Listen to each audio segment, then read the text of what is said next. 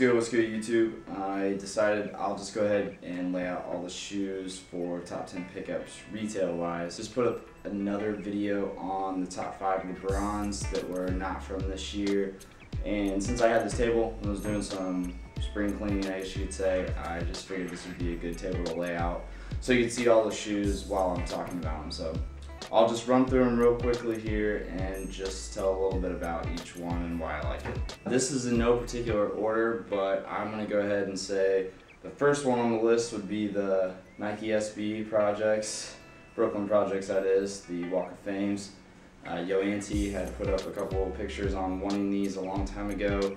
Once I started seeing pictures and everything like that, instantly fell for these. I think this is one of the best SBs they have. I wear them a lot, and with jeans or even with khakis, they both look great. Another shoe in the top 10, which is actually kind of a surprise, but once I looked back on everything, the Kobe Christmas is definitely one of them. It's definitely a Kobe that I will be keeping in the collection. I was able to double up on them.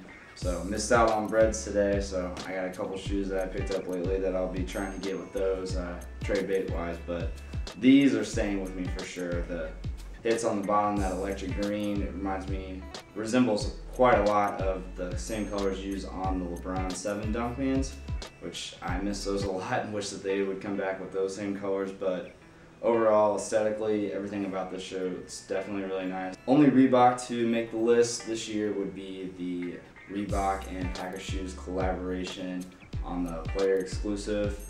Didn't do as well as I thought, in the sense of I really thought it was going to be an issue trying to get these on release day, and it was the weekend right before we had left for SneakerCon in Chicago, and I had actually taken a half day from work to try to cop them and didn't realize how easy it was going to be. But if you guys have seen any of my videos at all, you guys have probably seen I have Iverson stuff up on my walls. He was one of my favorite players, if not right behind LeBron, his second favorite player of all time. So these shoes were definitely something I wanted to have in the collection.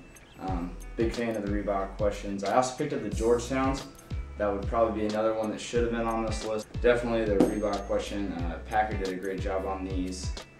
I don't think there was very many that was sold. I think they just sat because of the price, but either way, I'm sure down the line people will definitely be wanting those. I'm doing that Auntie slap, didn't even realize it. For the Jordan side of things, I got two. It was a close call between these and the DBs, but this shoe, for purposes of, I really do try to wear all my shoes. It's easy to wear, it's clean, it looks great with, I actually will wear this with shorts, but I mostly wore these with cargos, or khakis, and with jeans, but the Fear 3s were the best of the pack in my opinion. Saw the video on, I think it was Exclusivity up in Canada, they had put a video up. Definitely changed my mind because I thought this was pretty plain. Didn't really see the different color changes, but it's a great shoe and definitely deserving in the top 10. Another SB, which I'm sure is probably a surprise to most of you, is you guys probably thought it was just going to be 10 straight LeBrons, but we got really fortunate that our local skate shop had got these in, and Nate and Dean317 had hit me up, told me details on how to get them, and I called in, asked them to hold me a pair, and was able to go and scoop it up. I think a lot of people would probably look at these as hyped. I fell in love with the 112 collaboration after DJ Clark Kent's from seeing the LeBrons. This is obviously still his creation. He got the phone booth, if you guys can see in there, for Superman phone booth. But yeah, this color just, it's really nice. Haven't wore them out in public yet. I know the creasing is going to be pretty bad on them, but I definitely do like these, and there was no way this wasn't coming off the top 10 list for the year. I'm very, very selective as far as the Jordans go in my collection. I don't just cop just to cop. I will get some if I have to as far as trading wise goes, but the playoff 12s were one shoe that I always wanted to have, like thinking back to when I was younger. It was the bread ones, you know, the playoff 12s, the blacksmith 3s, the infrared 6s, but wasn't able to get last year on the playoffs, and figured I'll just wait till the next time they retro. But this right here, Jordan brand, You guys did a good job. You guys seriously killed it on this. The smell on these, I love the smell of new sneakers like most people do, but these in particular, they smell great. And you can't go wrong with that black bottom. I mean, you can wear them and it's not going to show any dirt. Those of you who follow me on any social media, you guys probably saw up till release date and everything following release date, including up till today. Still haven't been able to find corks for the price that I think I should be able to get them for, as people who know me, as for someone who collects LeBrons, but that was definitely a big miss that I had this year, and I was able to get all the other EXTs, but wearability wise, look wise, this right here just does it. I love these. You can probably see that they're not really yellow, but I do tend to clean them a little bit less than the other ones, just because cleaning white on white is so hard and pointless. But this one right here, this does it for me. I'm not actually switched the laces, the black laces into these, but these right here definitely do it. And I was able to scoop these up at our local spot that we got. Never hit on any of them on an online release or at our Foot Locker. All of them came from our local boutique, Got Soul, so shouts out to you guys for sure. Now that I'm looking back at all of these, this would be number one. I'm just going down the line, so sorry that I'm not ending it on this one, but this is number one for pickups of the year. I think I like the fact that most people don't like these, or people that do like them are starting to like them a little more now. Once I saw these in person, I unchoked the laces and switched them out. This colorway right here, I love it. I mean, I seriously absolutely love this shoe.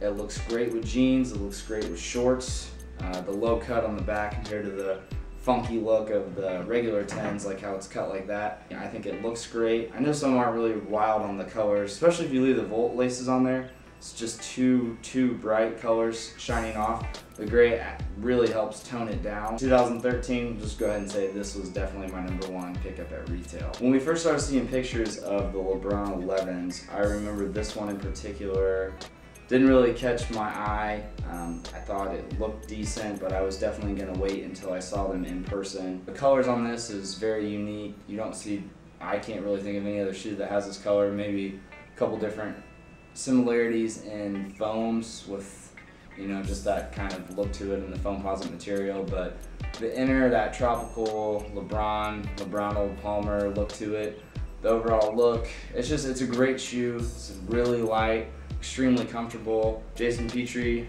Nike definitely stepping up on the 11s, and can't wait to get a couple more of these. And last, certainly not least, I still don't know why it was so hard to get these.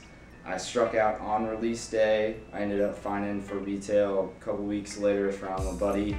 But this right here, I think as far as the looks go, it pops off more to me than the Big Bangs. The forging iron effect to it with the colors, or the like different looks of it and all that. This just looks great. And again, it's an 11 model, so I love it as is. If we paid $50 extra for that lace lock, Nike, you guys can have it back. I'd rather just pay $200, but either way, it was definitely not something that was gonna hold me back from getting this shoe. So this is the last one on the list. So that does it for all the shoes for this year. I missed out on Bread Ones, like I already mentioned. That would have definitely been on the list. I would have just held a little spot over here for it. But I hope you guys liked what I had. I hope you guys liked the content I've been putting out, the videos. Been trying to step it up on quality and putting out, you know, more regularly. Hopefully 2014 is off just like 2013. Every single person that's been in the original sneaker chats, this time last year we didn't even really know each other. I knew Nate, which led to, you know, knowing Yo Auntie and T Blake and all the other guys that I've met along the line. It's kind of cool to see what's happened in this year and only imagine how much better it could get next year. I believe Yo Auntie will probably post about this later, but we should be doing that chat tonight on his channel. It's a year in review as far as what we got, pretty much going over things like this. So definitely check that out on his channel tonight. Until next time, I'll catch you guys later. As always, please comment, like, and subscribe, and I'll talk to you guys soon. Peace.